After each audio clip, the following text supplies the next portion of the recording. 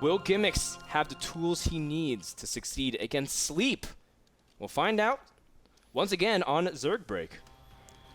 I'm going to tip the scale over to Sleep, of course, in this match. I think Sleep is the much more well-renowned player. I will favor Sleep slightly as well. I'm going to say 51-49. I'll go a little bit more than that. 52-48. But I do want to say, Gimix, his worst matchup has historically been TVP. I know I've talked to him about his frustrations with that particular race or that matchup, and Gimix has said outright, I don't like it. It's not a good matchup for me. We'll see if his TVZ is able to stand the test.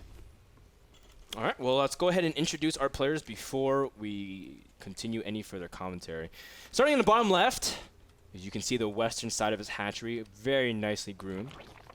Sleep, who's currently teamless, formerly on Check 6 and Slayers, now searching for whatever organization he can join at this point. Sleep mentioned that he wanted to travel to a lot of international tournaments. That's why he was playing in things like Home Story Cup. That's why he came abroad to California, entering things like the Gigabyte LAN and the Odyssey Gaming LAN. That's Sleep's history. He wants to go abroad, wants more opportunities. In the top right, we have Gimix. Gimix is a player that we talked a lot about before this match, saying he does anything it takes to win. But at the same time, he's capable of playing macro style. In fact, he tried to when he was getting double proxy gated, but one of them was canceled. He was trying to proxy barracks as well. It was a very interesting game. Yeah. But Gimix took it to the late game, and he's capable of doing it. He's capable. He's not one of those people that says, well, I'm just going to stay on one base and add a Twilight and a Robo and but 2 Forges. You know what? I'm definitely a person that has his off matches, and sometimes there was a point in time where I had no clue what to do in TVZ. I looked like the biggest noob ever. Right? I was just losing to people I thought that were significantly worse skilled than me.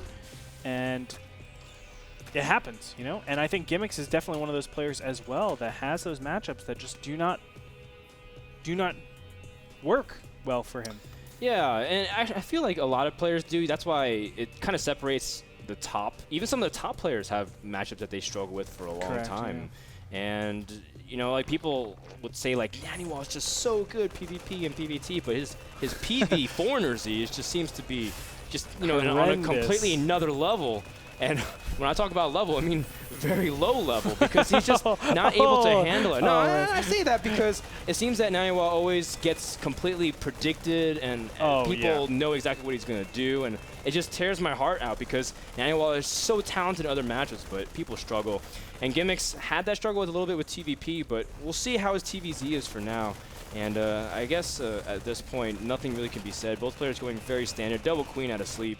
He is going for early link speed, but for the most part, going to play very, very, very drone-centric.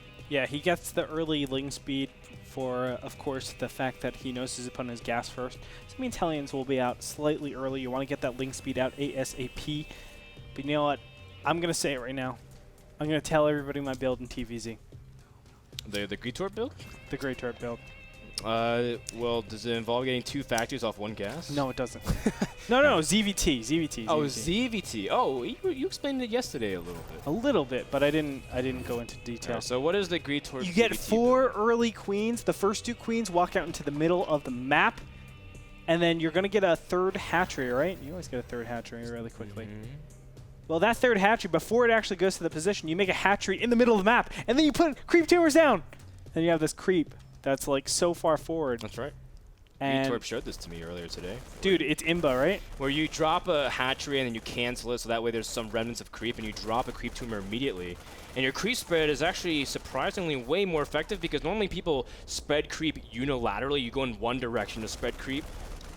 As you can see, this Overlord is being taken down, but you kind of spread creep in one general direction. You want to spread it to the east, you want to spread it north. But if you drop it in the middle, you spread it in all 4 directions, and actually it's twice, maybe even 4 times more effective, the creep spread. Oh my god, yes it is. And it's insane, actually. If you start a creep tumor just like at the watchtower, it goes an insane rate, and you're able to completely pollute the map on your side. Yeah, and the thought process is, when I do it unilaterally, I'm only covering, 180 degrees at most. No, it's going to be 180 degrees every single time, right? Because you're spreading in a circular form. Yes, assuming you don't put the creep tumor right next to each other. It's a little bit more than 180 degrees, but it should be 180 degrees. But when you start in the center, you start at 360, and then you build out from there, and it's really, really cost efficient like that, time efficient. Now, Sleep, of course, he's spreading creep down both paths. You really need to do that on Daybreak. Another reason why Quad Queen is really good. But he has to also worry about these Helions that are running to his natural and really starting to harass the drones, which are lining up. And a money shot, killing off 4 drones there. And now Gimix is currently at 7 after roasting that other one. And now you can see Gimix, these Helions have been pretty good. Denying a lot of mining time. Pulling the queens off the injects, pulling the drones off the minerals. This is really good and effective. Gimix, of course, following up with another factory. He's actually making double factory Helions, getting Blue Flame as well. And actually, that's kind of a build that some Terrans have been kind of experimenting, going heavy Helion bio and trying to control the map and utilize the fact that you have a lot of mobility. So trying to stay away from tanks because a lot of Terrans actually don't like tanks in TVZ because you just get so restricted, and especially with creep spread nowadays, you feel like you get out of position. Absolutely. I feel like we're watching a beta game. Not a beta game, but like early 2010, early 2011 game. Look at this, 2 base Spire tech against a 2 factory with a single tech lab pre-igniter. I mean, this is like exactly what you you go would for see. run bys and stuff nonstop. Like another one we might see here, Andre. Oh no, you shall that pass. one queen. Denying the Helions lots of time, adding good DPS, but still, Blue Flame is done, and that might not matter against the drones, but it will matter for any kind of Zerglings popping out, and these drones are free for the picking, but he's targeting down the queen. Stop. Go for the drones! Oh, he gets another This is going to be good. shot. Oh, but the Zerglings pop out at the perfect time. My goodness. Yes, and a good surround from both angles. The Helions will now be dispatched. That could have gotten so much worse for Sleep. Now, Gimix did follow up with a Thor. He's getting a Thor, and he's getting up a bunch of upgrades as well, but now Gimix has to know his opponent is going for a Spire. He sees it. He knows he should be prepared. Turrets are popping up as well. At the same time, though, Gimix actually doesn't have that strong of a worker count himself. It's about 10 minutes in the game. He hasn't been producing SCVs the entire time. And so, even though, yes, he has a big advantage now, but he killed so many workers. He's killed 19, and Sleep's been rushing for mutas as well. So, Gimix, I feel like he could be in a better position, even though right now he's currently ahead. Oh my god, he's so far ahead. These mutas, what are you doing? Losing a muta! Let me tell you, this is why 2-base muta is awful.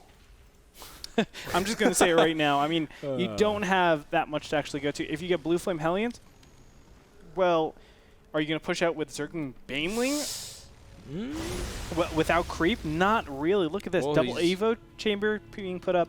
He's getting +1 carapace on his flyers as well. Gosh. So he's not even prioritizing ground upgrades. Sleep is this is very unusual again, and he's supply blocked very heavily at 68.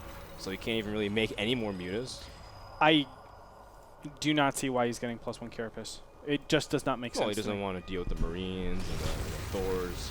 But if the main thing you have to deal with is the Thors, you're saying to yourself, okay, well, I can be 3-shotted no matter what. Every single one of these mutas are dead off a 3-shot. If they get a really fast +2, then I can be 2-shotted. Yes, that 1 carapace will help by not getting 2-shotted, but that's +2 attack. +2 attack for Thors. You don't have to worry about that for like 10 years, man. Don't worry about that. It's a really weird upgrade to be getting.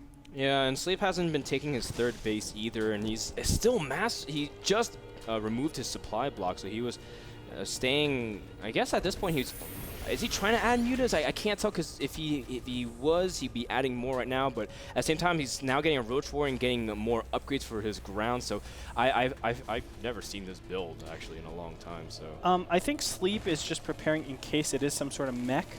That's why he's getting the Roach Warren, and he's thinking that yes, my opponent is going mech in fact.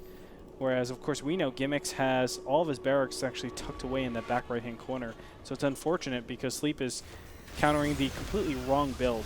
I mean, Roach Muta, I guess, is really powerful. Of course, that constant switch. But losing mutas, not so powerful, Frodan? It's not that, losing mutas is not a very powerful build. And look at this. He's getting Ventral Sacks. He's getting Burrow. Of course, as we were talking about, did he cancel that Spire I talked tech? about this, didn't I? I think, I was saying yesterday Sleep was one of these guys that did Roach drops a lot in ZVP. Yeah. And I guess he's trying to go for an opportunity to drop here in this game. I mean, drops make sense if you're up against mech, not against bio, man. Well, he's against Marine Tank with a lot of mech support, I would say. Yeah. It's really interesting. Or maybe just mech bio, you can just say that. Yeah, well, he's transitioning back into bio. It's unfortunate. Yeah. Well, actually, this build from Gimix is going to be really punishing Granted for Sleep. And, you know, Gimix has been doing a pretty solid job macroing from this point as well. He's been able to really keep his gas counts in check, and his upgrades have been pretty well timed compared to his opponent. And now the Marines have really been revealed to the point where he says, well, that's actually a little bit too many Marines, Granted, of what I prepared for. And I think Sleep is now onto him. And please, Gimix, go for it, man. Go for the attack. This is like the best timing attack possible. You know your opponent is, well, you don't know your opponent has been preparing for mech, but so I guess there's very little indicators. But you know you've done so much damage over the course of this game. Just keep putting pressure on your opponent. Don't give them the opportunity to get back into this game. Yeah. Zerg is definitely a race where it's investment, invest it, and then just reap the benefits of everything that you've done from that beginning stage, right? They're just get drones, get upgrades, get your expansions, and then all of a sudden I come out with this huge army or huge waves, and you can't stop that. And you need to really punish Zergs for having that type of, you know, I guess characteristics. Gimix is now starting to move out to the center of the map, putting his Helions first to try to scout and see if he can take out creep tumors. Gimix scanned a little bit earlier too to see if there was a forward timing and sees, wow, it's 16 minutes in the game, and Zerg really doesn't have a fourth base. In fact, Sleep has been on lair tech for a long time because he got things like Ventral Sacs and his Pneumatized Carapace. Yes, a fungal from Sleep misses. It only has one Helion. Oh my gosh. And this is very uncharacteristic of Sleep. Normally he's really good with his micro as well. And now Gimix has a very good spread of his units, just has to kind of push forward slowly with his tanks and get in position. And it's going to be really hard for Sleep to break because he doesn't have that many units. He's got 13 roaches, a couple of units, only 20 lings, and the upgrades are very poor as well. Oh, how unfortunate. And Gimix, look at this. He's just about maxed. His reinforcements are on the way over, and he's doing that unopposed. Sleep is going to make a little bit of a stand here just to get a little bit of room, so his hatchery will have a little bit more life, but there it goes down, and that's going to be the cue. Sleep is going to go for... No, he's not. Yeah, I mean, normally when the hatchery's about to die, you have the Brooding tank the initial pots of damage, but you can see that Gimix is just going to press in here. It doesn't even matter. And Sleep calls GG immediately. Gimix, the guy who takes game number 1 off of Sleep. But at the same time, we have to kind of emphasize that Gimix did a great job marking the early Helions, gets a very, very big lead. And granted, for what Sleep was preparing for, a 2-base Muta, when you already lose your initial drones, when you prepared all that time into tech, that stings a lot. So it just goes to show you how much of an early lead Gimix had. Let me tell you, that is...